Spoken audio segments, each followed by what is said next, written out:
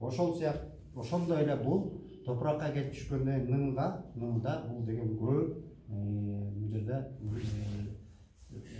микробиологиялык бул жерде жанагы процесстер тездетет дагы, моуреки өсүп чыгышын тездетет. Обычно муну бербегенде биз 14-16 күнүн ичинде жердин тышына чыкса, мында 6-7 күнгө тездетет да.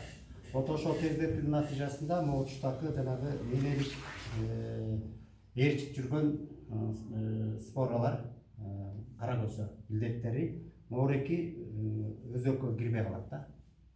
Бул даяр болгондуктан бул тез өсүп кеткенден канчалык көбүрөөк болсо, канчалык нымда болсо, жанагы грибковый оорулар ушул жерде козголуп туруп, анан мунун ичиндегилердин баары козголуп, жанагы бияктан өсүп чыгып аткан өнүмгө сок аркылуу кирип туруп, анан ээрчип кетет да, кийин анан неме даамда кара көсө илдетин чалдыктырат да. Мына ушул процесс тездетет да. Ошол жанагы кара көсөнүн спораларын чыгып, бул немеге кирип кетишти кармап калат да. Бул процесс тез жүрүп кеткенден кийин, мына тамырчалар жерден иштеп кеткенден кийин, анан фотосинтезде дем алып, күндүн нуру менен мына процесстер тездейт да. Ошол менен катар моуреки кыртышка чыккан 4-5 жалбырактан түптөлөт да. Түптөнүү процессин тездетет да. Батыраак кылат.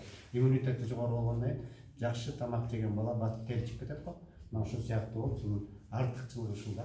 Муну баардык өсүмдүктөрдө колдонулат. Айрыкча мунун натыйжасын бул жерде берки көчөттөрдө дагы чылап коюп, трихадер менен биологин экөөнү аралаштырып колдонгондо чылап коюш керек да. Колдонгондо бул натыйжасын көрүп атат. Айрыкча теплицаларда, павлония өстүрүп атат. Мына ошолордун урумун чылап туруп, мына бизден алып павлонияны биолигинге чылап, анан үстүнө триходерминди берип, триходермин өзү эме болуп кетет, антагонист деп коет. Бул триходермин кайра биолигинди жеп коюшу мүмкүн да. Анан картошка өсүмдүгүндө, мисалы үчүн картошкада ар кандай техникалык немелерге уборкада болот да. Кабыктар сыйрылат, кесип алат, болбосо жерде фитоптороз, парша, башка оорулар ээрчип келет. Анан ошону сактардын алдында биз колдонгондо жана суу чирип атканда, ошо чиритип аткан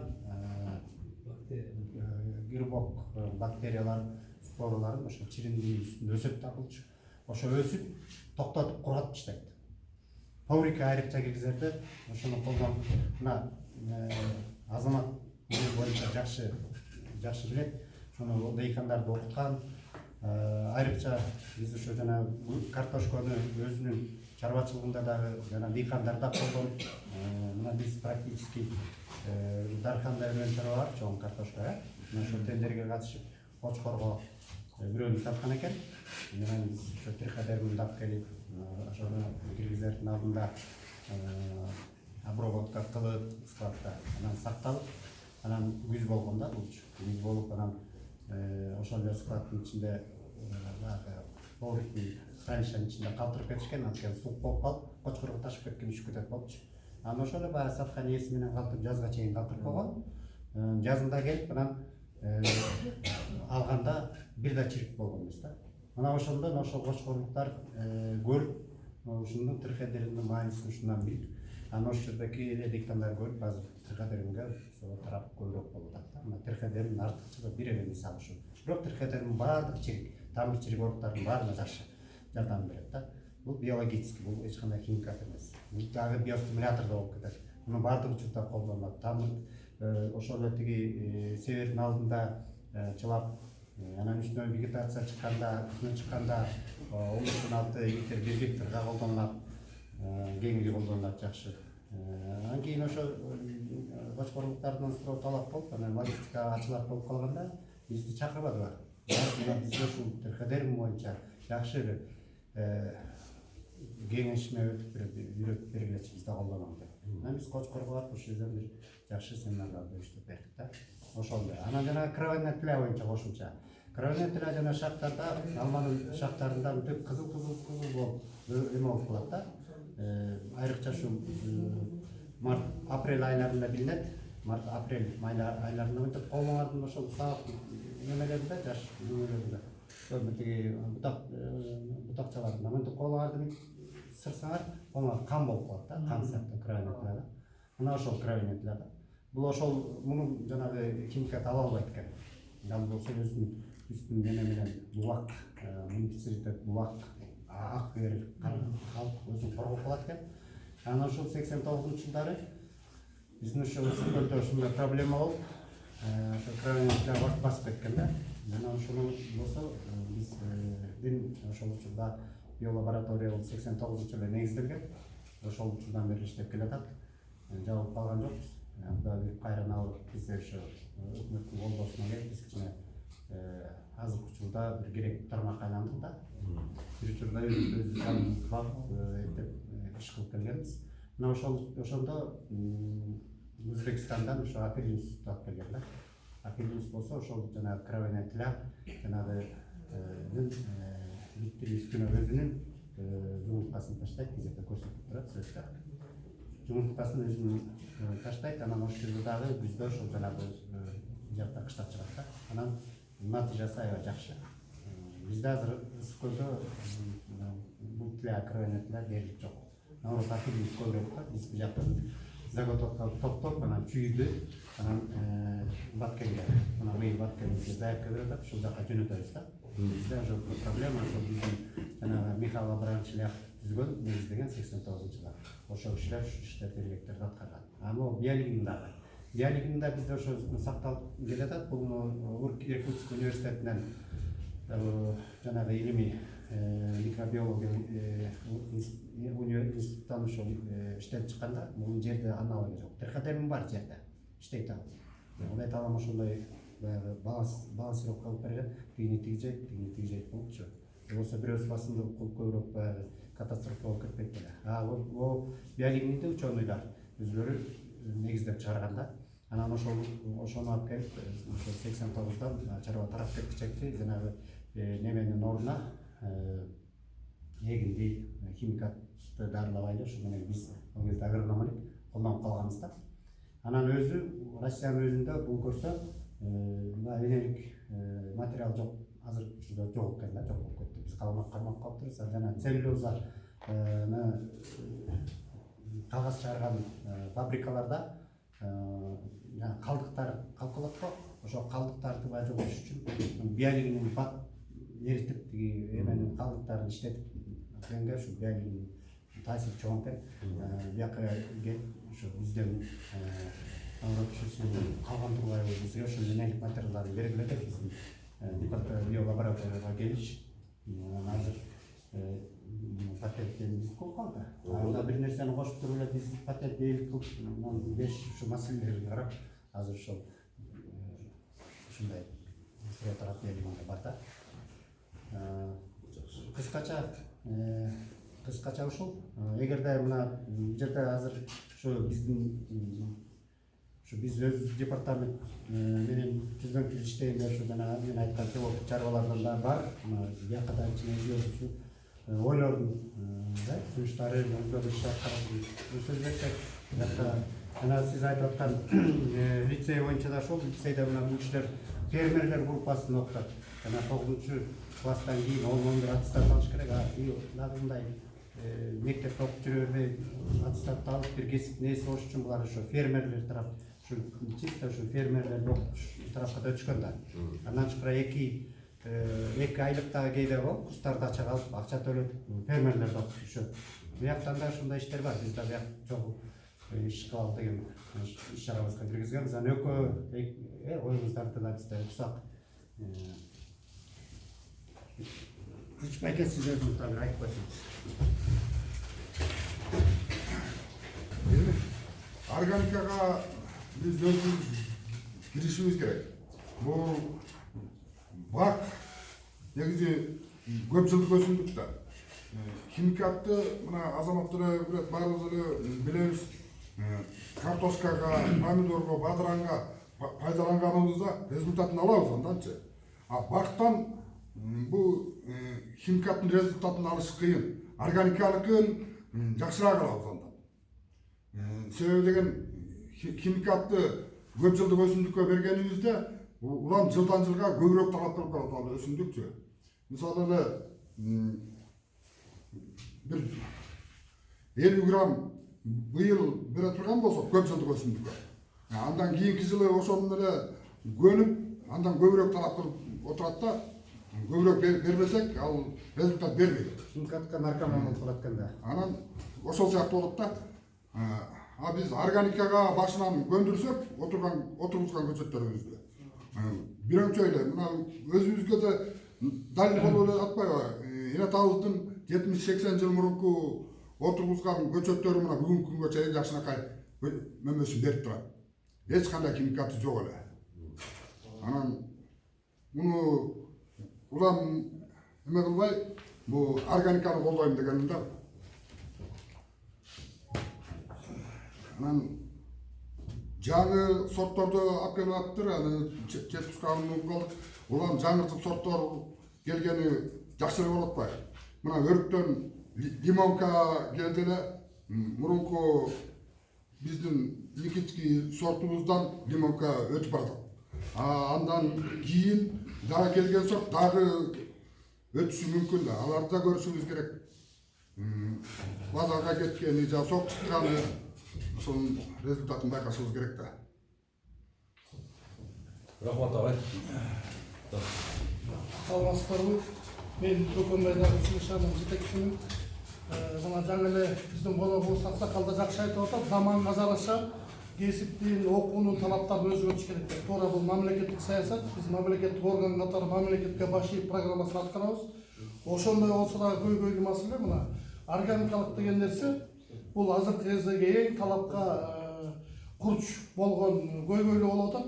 Эми чын дегенде мына чындап эле айтылганда азыр айтылды, жаңы сорттор келип атат. Ошонун менен бирге эки жактуусу бар. Аны менен кошо чет элдик оор келип атат. Ошону менен кошо бир топ тарт келип атат. Ошону бар бат эле тарап атат. Анан ал келечекте айыл уусу, андан башка бир өсүмдүккө жугуусу бул ажып эмес. Андыктан ошонун баардыгына биз даяр болуш үчүн адегенде билимибиз керек, ошону түшүнө билишибиз керек. Жана мына жогоруда айтылды, Турциядан бери келип окутуп аткан туура эми ошону биздин Кыргыздын жанагы илимдер академиясындагы чоң илимпоздорубуз деле келип ушу багбанчылыкты колдоп ушундай иш кылса жакшы болор эле. Балким арзаныраак болор эле. Бирок ал кишинин баары балким саясатташып кетиби же башка ишкерликке кетип айта албайм, бирок бизде деле ошондой бир профессорлугун, докторлугун жактагандар бар да, ошонун баары ушундай салым кошуп, ушундай уюм ачып, анан бул кишилердин ордуна ошолор келип иштебей кыдырып ушул ишти жайылтыш керек эле да.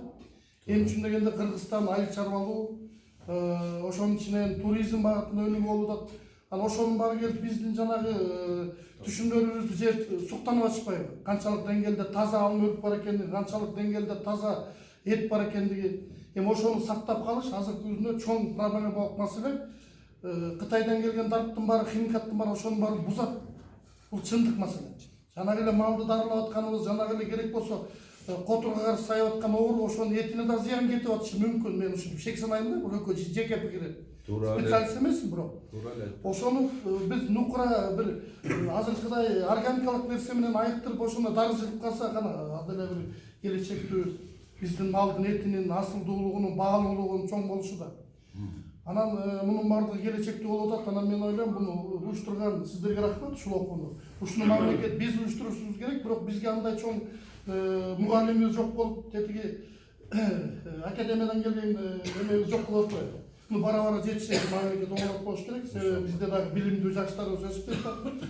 Ошол билимин ортого салып, ушул өңдү мына жакында ушул жагы иш кылып аткан органикалык департаментке дагы рахмат. Ушундайларды жайылтса, ушундай эле дүкөндөн итак алып атабыз жана дарыларды. Аны мүрүкчү органиканы алсак, түшүмдүүлүгү канчалык деңгээлде экени билинип атат.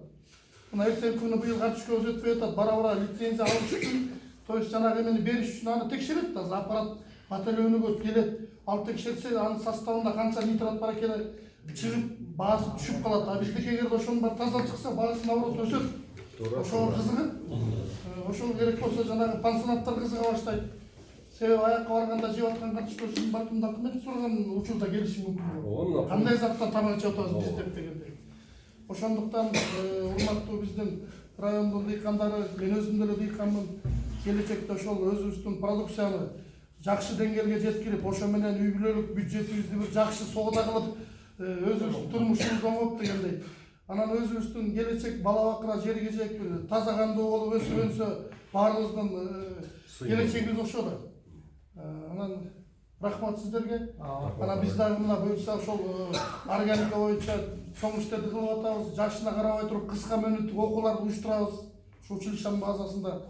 Учебный хозяйствода буюрса мына сууну чыгарып алып ошол жака дагы көчөттөрдү тигип ошол жака окуу уюштурган станция жасаган атабыз. Буюрса жасайбыз. Рахмат. Бул эми мамлекеттин жери, аны эч ким сатып ийбейт, эме кылбайт дегендей. Корейлер келип атып жакында мына жана койка дегенди айтып өтпөдүкпү? Булар дагы ушу жаңы баштады. Мына 19-жылы ноябрда ушул жерде 3 жылдык проект болуп атат, долбоор. Корейлер дагы өзүнүн продукциясын Кыргызстанга сунуштап ушул жерден өстүрүп көргөнгө кызыктар болуп атат. Экинчи жагы кыргыз элинин ичине көтөргөнгө жардам катары келген долбоор болуп атат. Максат ошол эле. Бирок ошонун ортосунда ары окутуп, бери окутуп, эмне болуп атат, бул акчасын баарын жокко чыгарып салышат да. Бирок ошону ушу дыйкандарга туура жетип, жакшы иштеп, бир результат берип кетсе ошол жакшы. Мурда жайка деген иштеген япондук мына көлдүн жээгине тектикпеди, токой чарбага өрүк тигип эметкен, аны менен деле мындай чоң результат элге пайда санча кетпей атат да. Кичине ошондон бир ошол жерден бир нерсени үйрөнүп, андан ары бир турмушка колдонуп кетсек, бул значит кичине болсо да максаттуу маселе болуп калат. Жеке гана кызыкчылыкка кетип калат. Эң туура да. Анан буюрса ошондой мейли алдыңкы өлкөлөр менен деле иштешели, биздин өлкө кичине жардуу болуп, азыр акыбалы зоор болсо дагы баары бир элдин жүрөгүндө бир жакшы нерселер бар, өзүбүз улуттук жакшы мындай касиетибиз бар да, кыргыздык деген. Ошонубуз менен азаматка рахмат айтам. Жана сайтты ачып коюп, ошол жерден жаңылыктардын баары кылып деген жакшы иштер болуп атат. Ошону жайылтып турмушубузга кичинекей бир огород болсо да колдонсок, анан акырындык менен чоңоет деп ойлойм да, чоң кооператив болот келечекте. Туура, Кудай кааласа. Анан рахмат баарыңыздарга. Бул тармакта район ичинде жалгыз эле мугалимибиз азамат болуп атпайбы? Şu an hem Ayşe Ministrliği Departmanı Takştaya bahsedilirler. Bu işin çastı sektör. Özüm çekeşke. Volgan ürününde çok kapılıp özümlükün yaşında. Абдулла мырзага рахмат акелерге мама анан негизи практикага өтө баштасак сонун болот эле да. Анан бизден суранганыбызчы жана баткен түштүктөн өрүктү кандай кургатат, ошону үйрөтүп беребичи? Эми немеде ал жакта оңой эле. Баягы шебенка барбы? Шебенканы алып келесиздер, бир машина шебенка. Астын стяжка кыласыздар. Шебенканы төгүп, шебенканы аябай жуйсуздар. Анан ошого өрүктү жая бересиңер, болду. Taşın sıç керек endi. Şeneriyani tartılasa ылдый кырай кургатат. Bir pastale bir 10 gündün içinde de sublimировать etdi işte. Kalk kılıp. Жанагы сера Çoğanda. Hazır bunday. Açık ele aytıp koyayım. Ошол sera kolduğumda bu tuğra emez. Az ölçümde olsa dagı, көп ölçümde olsa dagı serani takır akkuривать etmеш керек өрүктү. Өрүктүн nabarot баягындай болуп туруп капкара шоколадтай болуп, бирок күнгө күйүп калбаш керек да. Баягыны шебенкага жайгандан кийин 10 күндөн кийин анан башка сеткага алыш керек. Сеткага салкында дозревать этсе, ошондо баягындай ичин assa, өрүктүн естественно өзүнүн свети калат. Кысыл болуп. Ошол жакшы. бирок климат силер менен биздики Баткен менен Аслан менен жердейди. Баткен менен ооба. Мен мына көлгө көп эле келип жүрөм да, айнала мен 2 саатта бишип калабыз го. Кактып болуп калат.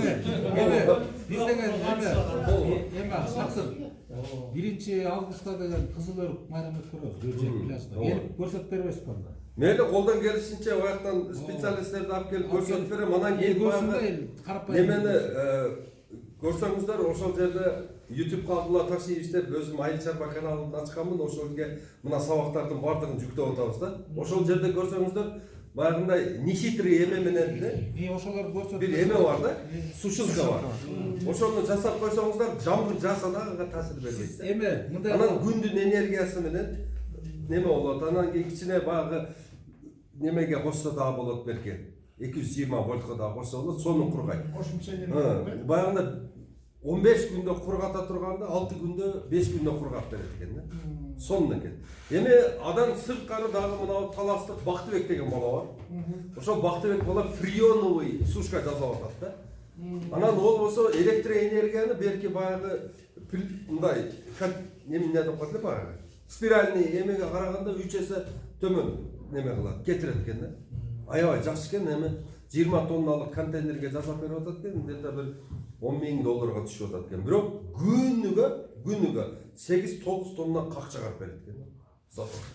Ошонусу Биздики азырынча үй шартында өлкөлөр бүтүрүп алса, үйдө бекер отуруп атпайбы. Өрүктөр бизде жарым эзип түшүп калат. Эми мал жейт.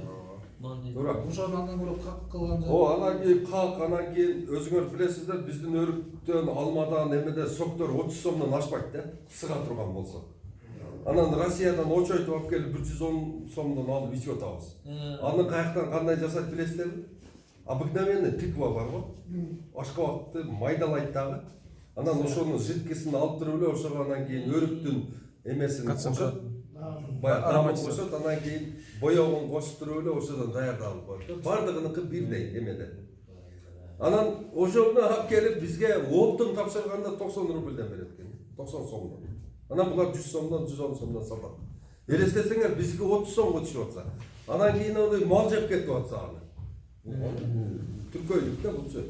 Аны деген көп деле нехитрый эмес, приспособление. Акча деле көп кетпейт. Аны мындай баягы мясорубкага окшогон эле эмес экен. Данагинен ажыратып эле баягы салат экен. Сыкканда бул жака только баягы мякоть түшөт экен, эмесин кармап калат экен. Ошону мал жей берсин. Бер жагын биз алып калышыбыз керек да. Эми туугандар, мына көчөт алып атканда сурагыла. Вне зоны вирусной безопасности деген сертификат берилиш керек. Бул сертификат международный болот. Буну көрүнгөн питомникке бере бербейт. Польшада бир эле Сулик деген эме бар. Питомник бар, ошого берилет. Европада, Германияда бир 4-5 эме бар экен, Италияда, Голландияда бир 30дай бар экен, ошого гана берилет. Турцияда дагы бир 10дай эле питомниктики бар да. А башка мамлекеттерде, СССРдикинде же ошо Өзбекстан, Тажикстан, Кыргызстанда андай эме жок, не баягындай сертификат. Сертификат не зона вирусной безопасности деген. Бул деген ал көчөттү силер алгандан кийин ошону сурабай. Вы ответственность ложится на вас уже. Силер өзүңөр жооп бересиңер ал көчөттүн оорусуна. Бир жака таркап кетсе, ага да силер жооп бересиңер да. Именно ушул сертификатты сурагыла, бул сертификаты болбосо, значит ол албаңыздар. Алкенде бар ошондой. Көчөттөр өтпөй калат. Айла жок да. Анан сиз аны алып алып 2 жылдан кийин ал мисалы үчүн рак оорусу менен келген болсо, ооруп калса 2 жылдан кийин сиз короткон 700 000 сом кетет. Бир гектар полукарликовый подвойдо бак кылыш үчүн 700 000 сомго күйүп каласыздар да. Вот ошону ойлонушубуз керек. Мына 350 000 көчөтүнө кетет, 150 000ге тосулат, 200 000ге капельный системасы коюлат да. 700 000 сом акчага банкрот болосуздар. Эгерде ошону сурабасаңыздар. Анан ошону сертификатты окуй турган мына ушул училищенин базасында балдарды окутуш керек. Сертификат окуганды билсе, ошондо ал вооруженный болот да. Ал фирма бул кишини алдап кете албайт. Ошону айтып коюш керек. Кел, отур мына жерге. Ушул сертификатың барбы десеңиздерге өзү тайсалдап калат. Неме болду? Анан неме мен эми алып келем. Тигил бул деген эле болуп жакшы бардап болду. Ошол көчөттөр биздин климатка жарайбы? Ооба, биздин климатка жарайт. Өстүрүп көрдүңөрбү беле ошону? Өстүргөдө Азыр менин неме каналыма кирсеңиздер, ошо биздин бак бар ошол жерде. Өзгөндө Кара Дыйкан айылында 38 сотик ошондой карлик, полукарлик, гилез бар жок эккенбиз. Ал жерде 1,5 гектар жерде павлониябыз дагы бар жогубуз бар. Эгерде кааласаңыздар, биз жака барып, баягы опыт алмашып, барып окуп келсеңиздер болот. Ошол жерде Алтынбек Эргешев деген биздин Борбораза багбандар билимдигине өзүбүздүн киши бар, ошол окутат силерди. Кадимкидей бакты программага салышты. Азыр ошол жигит 1 гектар бакты 20 000 сомдон карап атат. Азыр где-то бир 50 гектардай бак ошондой контракт түзүп, ошону менен иштеп атышат да. Бул программированный бак бөлөк болот. Жөнөкөй эле мындай жасалган бак бөлөк болот. ошону сиз уюштуруп берсеңиз болобу? Баары болуп талмашы боюнчачы. Болот. Биз жолдесин өзүбүз чыгарабыз. Болот. Бара турганда. Ооба. Баралы шарттуу көйлүк кайры. Ооба, как раз өрүк кургатып атканда барсаңыздар, өрүктү да көрүп бересиздер. Өкүлдөр болот. Бул жака Бияка да келип көрсөтөбүз, бирок жайында көргөн жакшы да. Баары көрүп, өзүңөр менен мындай ичиңер менен маслихат кылып, аракетиңер ошондо чыкпак да. Уюштуруп бербейсизби? Макул, биз готовбуз. Мына жакында өрүк ярмаркасын уюштурган атабыз. Эгерде үйүңөрдө сатылбай калган алма кап, өрүк кап, кандайдыр хак болсо ошол биздин ярмаркага кошулсаңыздар болот. Ошол эмеден башталат. Биринчи Баткенден башталат. Ош, Жалал-Абад, неме Талас, Нарын, Көл, Бишкек кылып туруп ошол жака саттырабыз. Ошол баткендиктердин кактарын. Ошол баткендиктер келгенде сөзсүз түрдө барып ошолор менен сүйлөшүп, опыт алмашсаңыздар болот да. Алар бардыгы кактырган. Көчөттөрүн алсак болобу жана кургалган эмес. Болот. Сертификаты жок эле алабыз. Сертификаты жок эле аласыңар, бирок азыркы заманда мына силердин бардык требованияларыңарга туш келе турган көчөттөрдү ошол Европадан жана Турциядан алып келип атышат. Болгондо ошол Баасы канча? 200 сом өрүктөр. Параметрлерин Алма сурасаң чалма. 230 сом алма бар. Турция. Эң кымбаты жаңгак 300 сом. Турцияныкы. Турциянын. Безвирусный жакшы көчөттөр келет. Грецкий Европадан да келип атат. Грецкий. Полукарлик да? Полукарлиги дагы бар, полукарлиги бар, бирок бизге полукарлиги жакшы отурат экен. Биздин немеге, Кыргызстанга. Себеби дегенде биз ондой эле мээнеткич киши эмес экенбиз да. Семишкеден кылынбай эле. Эмне? Семишкеден кылынбай эле. Высокрас менен. Семичкеден кылынбайт. Булар инвитро жолу менен алат экен. Клонирование менен. Лабораториясындагы көрсөттү. Анан ошол лабораторияны биз садоводствону өнүктүрүү фонду деп ачып, азыр ошондой эмеге жакында бардык айыл өкмөттөргө, баягы общественный бандай акционерный коомдорго бардыгына эме кетиребиз, кат кетиребиз, бизге жардам бергиле деп. Ошол жерде биз өзүбүз 200 гектар жер, 20 гектар теплица, анан кийин баягы лабораториясын кылып курган атабыз. Ошого мамлекеттен да жардам сурап атабыз. Кудай кааласа ошол көчөт чыгара турган инвитро питомник өзүбүздө курулуп кала турган болсо, ар бир чөлкөмгө өзүнө жараша көчөттөрдү жасап беребиз. Азыр эми бизде мындай карап көрсөң жерибиз бош эле жатат, бирок ошол жерлерге отургузайын десең нормальный көчөт таппай атабыз. Жакшы көчөт жок болуп атат.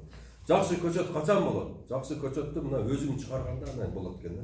Ага чейин мына Европага даярдалган көчөттөр жаңы жерге болот экен. Ал жерге эч качан көчөт отургузган эмес болот экен.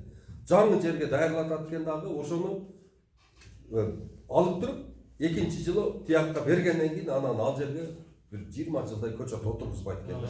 Азыр кандай болуп атат? Бир эле гектар питомникте кайра эле жасап атат. Алар жылдан жылга өзүнүн баягында жашап кетүү эмесин жоготуп атат да. 5 жылдан ашык жашай албайт экен. Ооба, 5 жылдан ашык жашай албай калып атат да. Ошондой питомниктер бар. Биз дагы ошол 200 гектар деп атканыбызды мына 20 гектарга жасадыкпы? Уже буну уже башка бирөөгө өткөзөбүз экинчи жылы. Анан 20 гектарга жасайбыз. Анан башка жака өткөзөбүз. Бул жака жылып кете беребиз да. Ошондой кылып атабыз да биз. Ошон үчүн 200 гектар жер бизге оштобу бир жок эле дегенде бир 10 жыл тынбай көчөт чыгарып бергени бизге мүмкүнчүлүк болуш керек. Азыр бизде кандай көчөт сурап атышат? Азыр крыжовник сурап атат, борсулдак. Анан малина сурап атат. Ежа малина сурап атат, брусника сурап атат, голубика сурап атат. Биз таап бере албай атабыз ошончо. Жок. Мына ак талаанын талаасы жатат, ат башынын талаасы жатат. Мына чоң алайда болсо айланайын деп ошо көзүн талып калат. Тиягын көргүзсөчү. Баткенде жерлер жатат боп-бош. Мына Азамат экөөбүз барып Лейлекке чейин барып көрүп келдик да. Абсолютно ошо Манас атам ошо ат чагып өтүп кеткен жерлер жатат да. Одон башка эч нерсе болгон эмес. Эң талап. Сууну чыгаратса болот. Жасаса болот. Аяк башы көрүнбөйт. Аяк башы көрүнбөгөн жерлерибиз жатат. Ошонун баардыгын ушул бак кылганы канча миллион көчөт кетет.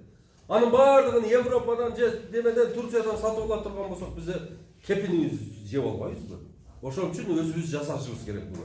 Любой ценой өзүбүздүн инвитро питомник болуш керек туугандар. Ошого жардам бересиздер. 75 сомдон акча которуп бересиздер. Сертификат беребиз. 3 жылдан кийин ошого көчөт аласың. Бир көчөт. Кааласаңар 10 көчөткө которуп койгула. Кааласаңар 1000 көчөткө которуп койгула. Зато биздин өзүбүздүн инвитро питомник болот. Ошол жерден 3 миллиондон 30 миллионго чейин көчөт чыгарып бере турган биздин дареметибиз болот экен. Бул элестетсеңиздер бул 30 миллион каждый год бак тарап отургузулуп атса. Ошонун 3 жылдан кийин мөмөгө кирип атса, бул деген кандай байлык болот кыргыз үчүн. Ошонун баардыгын кыла турган мына чогулуп кыла турган мына биз. Ошон үчүн биз Борбор Азия багбандар биримдиги биздин максат биригүү. bir жол менен агуу, bir maksatта кетүү. Бардык өндүрүлгөн товарларыбызды ошол жерде көчөттөрдү биз ограничтетебиз. 3 алма зимний, 2 алма летний, анан кийин 3 кокон килес, 3 өрүк, 3 шафталы, 2 айва, 2 жаңгак, бардыгын только өзүбүздүн чөлкөмгө гана боло турган кылып чыгарабыз да, Кудай кааласа. Мына ошого тырышып атабыз. Бардыгыңыздарга чоң рахмат. Эми туугандар, кандай бир өзүңөрдө бир жүрөктө бир мындай кыйналып аткан суроо болсо бергиле, колдон келишинче жооп берели. Павловняны деп айтып өтпөдүңүзбү? Павловнянын көчөтүн кандай даярдап атасыздар? Павловнянын көчөтүн биз даярдап атабыз. Биз Павловняга ончо деле кызыктар тарап эмеспиз, себеби дегенде вирус жоқ. мына эми балдар жасап атат, отургузуп аткандардын результатын бир көрөлү. Мына дагы 4 жылдан кийин уже результаты чыгат, андан кийин бардыгыбыз поголовно отургуза беребиз. Ошолор айткандай жакшы прибыль бере турган болсо, азырынча болсо мына өзүбүздүн традиционный эле сары кызыбызды отургуза берели. Туруп, өзүбүздүн алманы отургузуп тура берели деген эмедемин да мен. Анан туугандар дагы бир айтып кое турган нерсе, биздин өзүбүздүн мына аймакта гана болуп аткан мындай ушул малга чейин болуп жүргөн мөңгө жемиштерге гана көңүл бурсак да. Мына баягындай Антарктидага банан өстүрүп деген мындай аракеттерди кылбай эле койсок. Өзүбүздө эмне болуп атат? Өзүбүздө жакшы өрүк болуп атабы? Ошол өрүктү көбөйтөлү. Ошол өрүктү туз, баягындай чайын, майын жакшыда карап туруп, ошону аябай сонун неме качествого чыгарып туруп, вот ошону сунуштайлы. Анан кийин туугандар, мына эч качан бир нерсени ошол өзүңөрдүн өрүгүңөрдөн же бир немелерден мындай экспериментировать этип бирдеме чыгаргандан ич талбаңыздар. Мисалы үчүн пастила, билесиңер, пастила жасашты. Бардыгыбыз да билебиз да. Мына как болбойт атат, силеркине болбойт атат дегенде, зато оякта пастила болбойт экен да. Силерде пастила болот экен. Пастила кургатканды үйрөнүшүбүз керек да. Бул деген, бул гүл азык да. Любой время оролгон болот. Пакетке салып туруп, бана вакуумировать этип коюп кой. Акырын ачасың, жей бересиң. Бул витамин, клад витаминов. Органика, таптаза. Баягы мындай аппараттар бар го. Вакуумировать ете турган. Ошондой аппараттардын ичине жөн эле вареньяны дагы куюп пакетке коюп туруп, аны дагы вакуумировать этип койсок болот экен. Эч нерсе болбойт экен. Кайра керек маалда кайчы менен кыркып $600, $500 экен ошол. Анан кактардын немелер жеп коюп атат го, курттар. Алма какты деле жеп коюп атат, бардыгын. Ошону дагы ошондо вакуумировать этип койсок болот экен. Эч нерсе кире албайт. Бир дагы зыянкеч кире албайт, таптаза бойдон тура берет. Ошондон техникага да үйрөнүшүбүз керек. Анан мына ошол өзүңөрдүн айылыңарда сүйлөшкүлө, өзүңөрдүн группаңарда сүйлөшкүлө дагы ушул жерге, мына жаңы жерлерге, эски өрүктөрдүн астын жашына карап, багып, аракет кыла бергиле, берки жаңы бакка келишип алгыла. Кел, эмне кылабыз? Мындай кылайлы, бир сорт алма же болсо бир сорт өрүк отургузайлы бардыгыбыз. Эртеге сатканда бизге оңой болсун деп. Объемго келет экен да. Мына биз азыр сүйлөшүп атабыз, российский эмелер менен. Торговый центрлер менен сүйлөшүп атсак, сколько у вас? Ну, у нас 100 тонн, за 100 тонн даже я двери не открою вам. А сколько вам надо? 5000 тонн минимум. 5000 тонн минимум. Вот тогда я буду разговаривать с вами. Да? А 5000 чыгарыш үчүн биз сортты азайтышыбыз керек. Сортты азайтпасак 5000 чыкпайт эч качан. Анан сатканда биз баягы разнобойный болсо, 200 түрү алма болсо, сата албай жүрө беребиз. 200 түрү өрүк болсо, ал деле проблема, бардыгы проблема. Переработкага дагы бирдей болсо, мына вареньясы дагы окшош чыгат да. Бирдей чыгат, вареньясы дагы. Ошон үчүн туугандар, мына сорт тандоо менен ошол эмени бирдей кароону келтиришибиз керек. Анан мына алманы сактоо боюнча. Алманы сактоо боюнча азыр 3 эле камера курулат. Же 4 максимум болот. А башка баа 20 сорт алманы бир камерага кое турган болсок, бири-бирин газдап таштайт. Бардыгы чирип кетет да. А бир камерада Red Chief, бир камерада Golden Delicious, бир камерада Granny Smith. Ошо болду. Тура берет 8 ай, 9 ай. Качан баасы чыкканда предложение кылып бир жакка жазып коебуз. Мына Ысыкөлдө 5000 тонна алма бар. Гренни Смит. Клиенттер болсо баасын жазып коебуз $1.20 деп. Анан салат. Алло, бирден бересиңерби деп. Жок. Анда мындай содалашып туруп, болду келе бер дейсиң. Келет, өзүнүн немелери, аудиторлери келет, көрөт, неме алат, инспекторлар. Жакта бол. Сразу ошо күндөн баштап туруп уже передоплата түшөт, силердин счетуңарга и алма кетет. Ушинтип сатат экен Турцияда. Турцияда ушундай оокат кылат экен да. Анда базарга баягы ящигин көтөрүп алып, баягы бир кемпирлер менен мушташып баягындай, место талашпайт экен да. Ошондой эле сатылат экен. Болду. Алло менен эле бүтөт экен да жумуштар.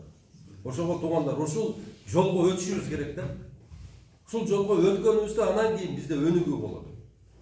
Анан кийин туугандар, билим алуудан талбаңыздар. Сөзсүз түрдө ушуну бир өрүппү же алма отургузуп атасыздар, ошону полный характеристикасын окуп чыккыла. Эмнени жакшы көрөт, эмнени жаман көрөт. Мисалы үчүн көп суу куюп койсо да жаман. Аз суу куюп койсо да жаман. Астына көп азык берип койсо ал да жаман, азыраак берип койсо ал да жаман. Бардыгын характеристикасын окуп, ошонун илимин алып анан кийин баштагыла. Особенно мына жаштар. Билим алгандан талбагыла. Эгерде мүмкүнчүлүгүңөр болсо, тетиги жаш балдарды мен айтат элем, Измирге барып окуп келгиле. Өзүңөрдүн районуңардын көзү болосуңар. Өзүңөрдүн районуңардын мына жетелеп кете турган бир адиси болосуңар да. Билим жок болсо, бул багбанчылык деген жөн эле бул баягындай мөмө ала албаган жөн эле даракты эгип коесуң да. Мөмө берсе, ол мөмөлүү дарак болот да. А мөмө бербесе, ол алма болсо да жөн эле дарак болуп калат да. Ошо отургузган мөмөлүү дарагыбыз мөмө бериш үчүн биз билим алышыбыз керек да. Билим алгандан ошо качпаш керек. Мындай семинарлар болобу? Барып өзүңөргө кызыктырган суроону берип, постоянно акем көрдүңөрбү? Ачкенин жанына коюп, блокнотто алып, ар бир сөздү жазып отурат. Себеби эртеге ушуну практикада колдонот. Эч качан бул жакка келгенде жөн эле мындай эки кол чөнтөккө салып келбей, бир блокнот, бир ручка алып келиңиздер. Мына сортун жазып отурасың, неме? Адамдын памяти сразу бар жокто кармап кала берет да, ошого жазып отуруш керек. Жазып, сортун жазып, бир кандайдыр бир эмелер чыгып калса, билбегенин сразу жазып, пункт коюп, ошону эртеге колдонот. Эми мына бул жактардын эмеси боюнча дагы мен кошумча кылып айтып кетейин. Мына азыр трихограмма, златоглазка, афилениус, анан кийин дагы бирөөсү бар. Габрабракон дегени бар. Ушулар мына эми элестетип көргүлө, адырда жапай алмалар барбы силерде да? Жок, бизде бар. Ошол жапай алмаларга эч ким астына дары салбайт. Эч ким үстүнө дары чачпайт. Алла Таала ошондой кылып койгон. Бул Алла Тааланын бизге берген белеги да бул. Ушуларды алып келип кое турган болсок, жылдан жылга химиядан арылып, шуну кое бере турган болсок, биздин дагы алмаларыбыз жылыга ала турган болуп калат. И түбүнө көп расход кетпейт, и үстүнө көп расход кетпейт. Өзүн-өзү тазалап турат да. Бак зыянкечтер менен зыянкечтерге Алла Таала зыянкеч чыгарып берди бизге. Булар өзү күрөшөт ошо менен. Бизге билинген жана билинбеген 800дөн ашык зыянкечтердин урук тукуму менен жок кыла турган ушу 4 энтомофаг да. Муну бул белек. Ушуну биз жакшы пайдаланышыбыз керек. А берки биологин менен триходермин деген дарыны эмнеге колдонулат? Бул деген көчөт отургузуп атканда сөзсүз биологинге чылаш керек. Ошонун бардык грибковый заболеванияларын жок кылат. Буга малынып, чыланып отургузган көчөттөр 100% өнөт да. Күч берет. Анан кийин триходермин менен обработка кылып туруш керек. Бул бизге ушунчалык жардам берет. Барып ушудан биз не чоң пайда алабыз да, келеши алабыз. Анан туугандар, бул жерде мал барбы? Мал көп эле? Бардыгыңыздарда бар да. Көңүн эмне кылып атасыңар? Талага чачып бересиңер. Туура? Компостор жадагында кандай кылса? Азыр инем. Onu da ayıp verem. Azır bunday da 40 деп koyalım. Bizde göm деп koyat da. Sende 40 көп da. Tura 40'ı ne kılıp atasınlar? Dalaga çak söylesinger göğünçeler. Azır bağırda tezek, bize de tezek jakkanlar azale olup kaldı, göğün jakkanlar. Emi tuğanlar uşun 1 kilogram, 2 kilogram biyogumuz 50 kilogram көңді заменять етеді да. 50 килограмм көңді сілер апарып талаға сепкеніңерде 100 қанша мың, 100 мыңден ашып ұруқ көші қоша барады екен. Шөптің ұруғы. Барып тұрған ота шөп болды.